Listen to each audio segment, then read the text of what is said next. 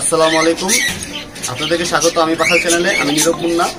আজকে আমরা যে টপিক আলোচনা করব সেটা হলো পাখিকে শীতকালে কী সব খাবার দেব, সেটা নিয়ে আমি একটা সিরিজ তৈরি করব। আজকে ফার্স্ট করব। আজকে আমি যে খাবারটা তৈরি করব সেটা হলো বিস্কুট দিয়ে কিডস ফুড। আমি বেসিক্যালি এটা যেটা তৈরি করব সেটা হলো ডিম সিদ্ধ এবং বঙ্গজ বিস্কুটটা।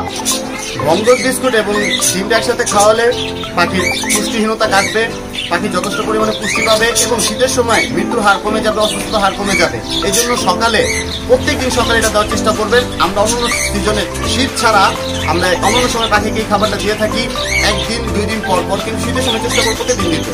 এতে হবে পাখির পুষ্টিটা বজায় থাকবে এবং পাখির মৃত্যুর হারটা অটোমেটিক কমে যাবে। তো চলুন দেখে আসি কীভাবে আমি খাবারটা তৈরি করছি। উপাদান হিসেবে আমি এখানে নিয়েছি ডিম, সিদ্ধ ডিম, এবং নিয়েছি বঙ্গজ বিস্কুটটা, যেটা অনেকে নোনতা বিস্কুট বলে। আমি প্রথমে ডিমটাকে কুচি কুচি করে নেব, যাতে আমি বিস্কুটটার সাথে ভালোভাবে মিক্স করতে পারি। এই কুচিটা পাখির জন্য খুব ভালো হয়, যেভাবে পাখি খেতে পারে সেভাবে হয়।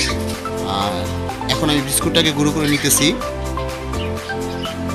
বিস্কুট এবং ডিম গুঁড়োটা যখন একত্র হয়ে যাবে তখন আমরা এটা খুব ভালোভাবে প্রসেস করে মাখবো।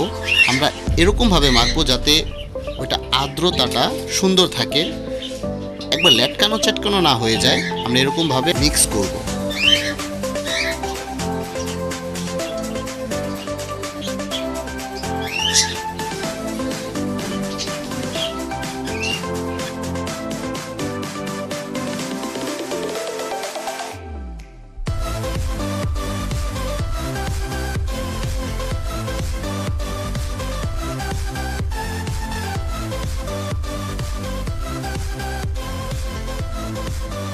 এখন আমি যেটা করছি, বাটিতে খাবারগুলো ঢেলে নিচ্ছি ভাগে ভাগে, আমি যাতে প্রতিটা পাখিকে পরিবেশন করতে পারি।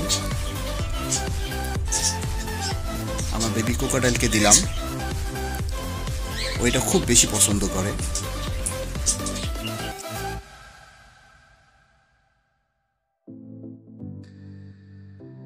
লাভ বার্ডকে দিতেছি। লাভ বার্ড এটা খুব অল্প পরিমাণে খায়, মানে ওদের ব্রিডিং মুডটা এখনও চলে আসে নাই। ব্রিডিং মুডে যখন চলে আসবে তখন ওরা বেশি বেশি খাবে। এখন আমার রানিং কোকাটাইলকে দিতেছি।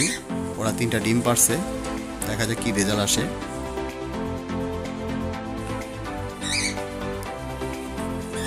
ওরা ডিম পাড়ার সময় বা ডিম পাড়ার পরেও এটা খুব প্রচুর পরিমাণে খেয়ে থাকে।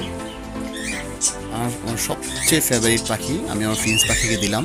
ওরা খুব লক্ষ্মী, ওদের ব্রিডিং প্রক্রিয়া খুব বেশি ভালো। ওরা এবারকার 6টা ডিম পারছিল, সেখান থেকে 4টা বাচ্চা ফুটাইছে, মানে খুব সুন্দর। 12-13 দিনের ভিতরে ডিম পেরে প্রত্যেকটা বাচ্চা ফুটে কমপ্লিট। দেখেন কি মজা করে খাইতেছে ওরা। এখন আমি আমার ডায়মন্ড ডাবকে দিলাম।